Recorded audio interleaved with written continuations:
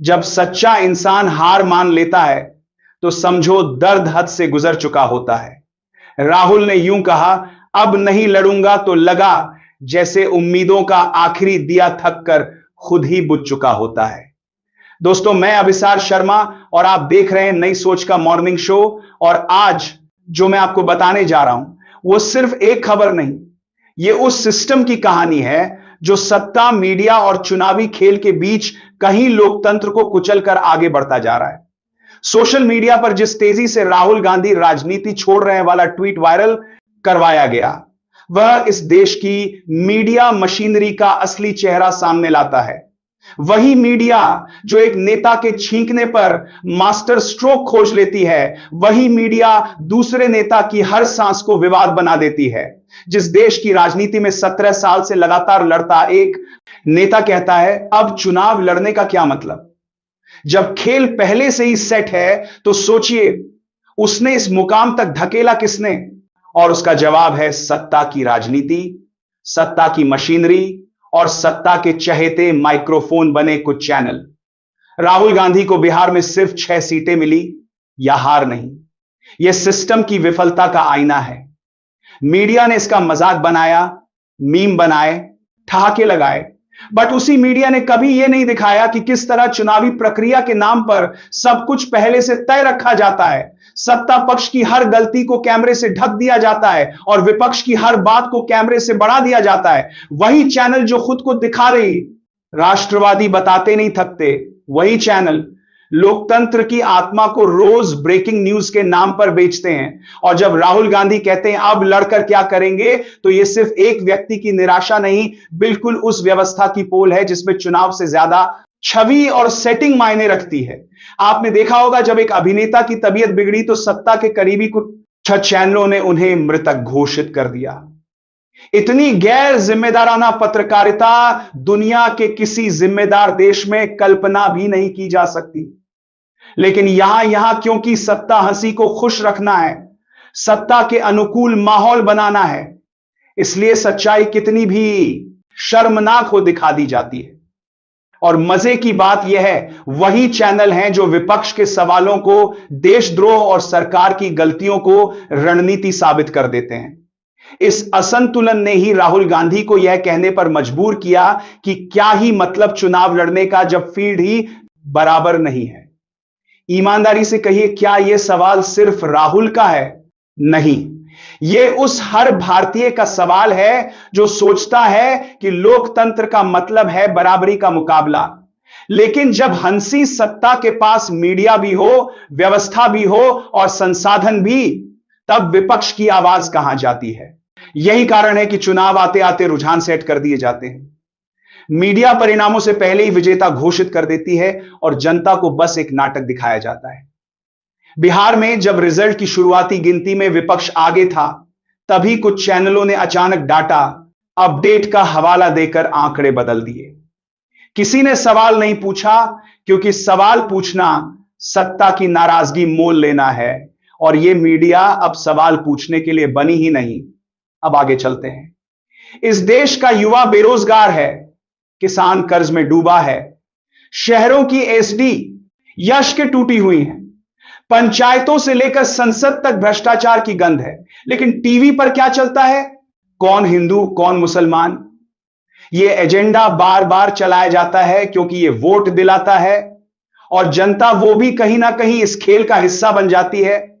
100 या कुछ फ्री की चीजें देकर वोट खरीदा जाता है और फिर 5 साल वही जनता महंगाई, बेरोजगारी, बाढ़, अपराध और टूटे सिस्टम की मार झेलती है। बिहार का उदाहरण सामने है। सालों से बाढ़ आती है, किसानों की जमीन कटती है, घर बहते हैं, लेकिन टीवी पर दिखाया जाता है। देश दुनिया में भारत की ताकत लोकतंत्र की बाढ़ को मीडिया ने हिंदू मुस्लिम शो में बदल दिया है। राहुल गांधी का ट्वीट चाहे फेक हो या असली, सच्चाई यह है कि उन्होंने वो परकंडेट में कहा जो लाखों लोग सोचते तो हैं लेकिन बोल नहीं पाते।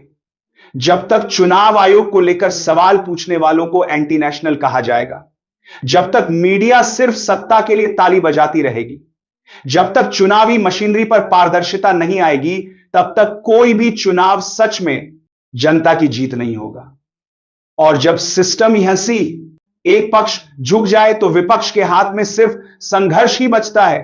राहुल गांधी का निराश होना इस देश के नागरिक की हार है, क्योंकि नेता तो आते जाते रहते हैं, लेकिन लोकतंत्र की असल मौत तब होती है जब जनता को यकीन ही ना रहे कि उसका वोट उसकी आवाज है।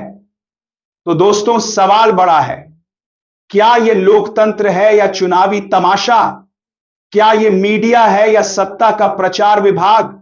क्या यह चुनाव है या पहले से लिखा हुआ स्क्रिप्ट? राहुल गांधी राजनीति छोड़ेंगे या नहीं, यह बात की बात है। लेकिन अगर सिस्टम ऐसे ही चला तो भविष्य में कोई भी नेता राजनीति में टिक नहीं पाएगा जो सत्ता के खिलाफ सवाल उठाए। और यह बात सिर्फ कांग्रेस की नहीं, देश की है। जो लोग आज खुश हैं वे भी याद रखें, तानाशाही में विरोधी नहीं बचते, फिर आम आदमी भी नहीं बचता। इसीलिए सवाल ही लोकतंत्र की आखिरी उम्मीद है, और सवाल पूछना सबसे बड़ा देशभक्ति का काम है। जिस देश में लोकतंत्र को लोक से ज्यादा शो समझ लिया गया हो, वहां यह उम्मीद करना कि सत्ता जनता के लिए काम करेगी किसी मासूम सपने से ज्यादा कुछ नहीं।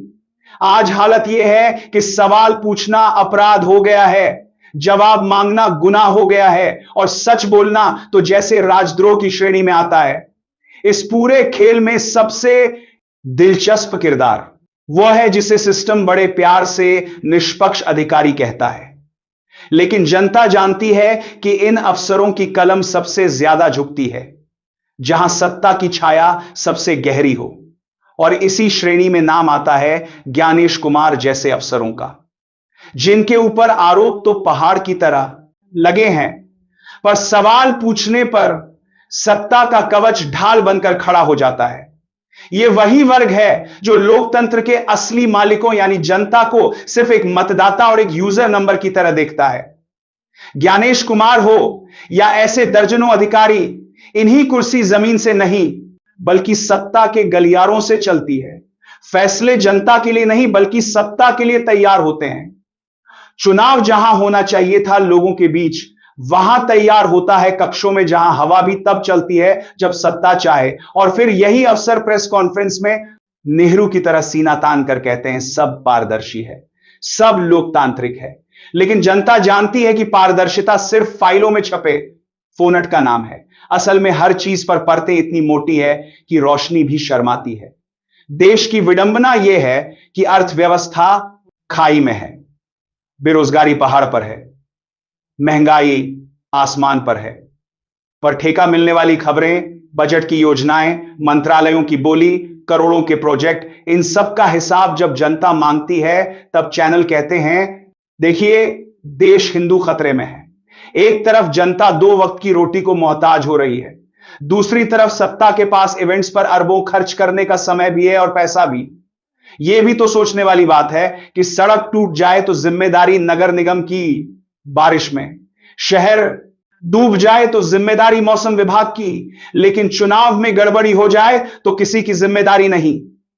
यह कैसी व्यवस्था है जहां हर गलती जनता के सिर पर डाल दी जाती है और हर उपलब्धि सत्ता के नाम पर। ज्ञानेश कुमार जैसे अधिकारी अगर इतन जरूर से पता है जान बात बात देगा के सत्ता के नाम पर नहीं निष्पक्ष हैं, तो ईवीएम की टेप दिखाने में क्या दिक्कत है? काउंटिंग में लाइव स्ट्रीमिंग करने में क्या दिक्कत है? बैलेट और मशीन के क्रॉस चेक में क्या परेशानी है? लेकिन नहीं, क्योंकि जब तक खेल धुंध में है, सत्ता को रास्ता साफ दिखता है और जनता वो खड़ी रहती है उम्मीदों के किनारे पर, सोचती हुई कि शायद अगली बार कुछ बदल जाए। अगली बार बदलता है तो बस नारा एक बार, अच्छे दिन, दूसरी बार विकास, तीसरी बार सबका साथ, हंसी। लेकिन जनता का साथ कौन दे रहा है यह कोई नहीं पूछता। सत्ता की यह मशीनरी इतनी चालाक है कि अगर कोई पत्रकार सवाल पूछ ले तो उसे विपक्ष का एजेंट बना दिया जाता है। अगर कोई अधिकारी ईमानदारी दिखा दे तो उसे बदला दिया जाता है। अगर कोई नागरिक आवाज उठा दे तो उसे देशद्रोही साबित कर रहे दिया जाता है। और यह सब किसके इशारे पर? एक ऐसे सिस्टम के जो अंधभक्तों की तालियों पर पलता है और सत्ता की सनक पर चलता है। यही वजह है कि जो लोग सच बोलते हैं उन्हें ट्रोल किया जाता है, धमकाया जाता है और डराया जाता है। लेकिन सवाल तो अभी भी वही है, क्या लोकतंत्र सवालों से चलता है या सिर्फ सत्ता के भाषणों से? और इसी बीच राहुल गांधी का बयान आ जाता है, जो चाहे फेक हो या असली, लेकिन सच तो यही है कि इस देश में कोई भी ईमानदार नेता हार हार कर थक जाता है।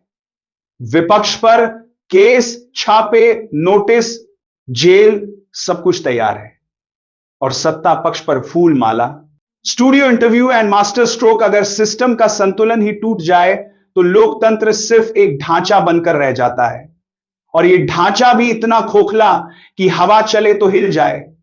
यही कारण है कि चाहे ज्ञानेश कुमार की फाइलें हो, चाहे आयोग की चुप्पी हो, चाहे मीडिया का झुकाव हो, जनता अब सब समझ चुकी है। फर्क बस इतना है कि बोलने की हिम्मत कम बची है, क्योंकि सच बोलना इस दौर में सबसे कठिन काम है। लेकिन एक बात तय है, अगर जनता जाग गई, अगर जनता सवाल पूछने लगी, अगर जनता कैमरे से नहीं जमीनी हकीकत से सोचने लगी, तो फिर कोई ज्ञानश, कोई मंत्री, कोई सत्ता और कोई मीडिया उसे रोक नहीं पाएगा। क्योंकि लोकतंत्र का मालिक वही है, जनता, और जनता की ताकत सत्ता से नहीं, अपने जागने से आती है, ताकि सरकार की छवि खराब की जा सके। और फिर एक और बात सामने आई जिसने बहस को नई दिशा दे दी। कुछ लोगों ने दावा किया कि यह विवाद सिर्फ एक व्यक्ति हंसी का नहीं, बल्कि उस माहौल का प्रतीक है जिसमें हर कोई एक दूसरे से आगे निकलने की कोशिश में लगा है। राजनीतिक माहौल इतना तनावपूर्ण हो चुका है कि छोटी सी टिप्पणी भी घंटों तक बहस का मुद्दा बन जाती है, और यही हुआ इस बार भी। लोग ये पूछने लगे कि क्या यह वास्तव में किसी बड़ी बेचैनी का संकेत है? क्या आने वाले समय में हम सत्ता के भीतर भी आवाजों का टकराव देख सकते हैं? क्या यह सब महज चुनावी तनाव है, या वास्तव में कुछ बदलाव की हवा?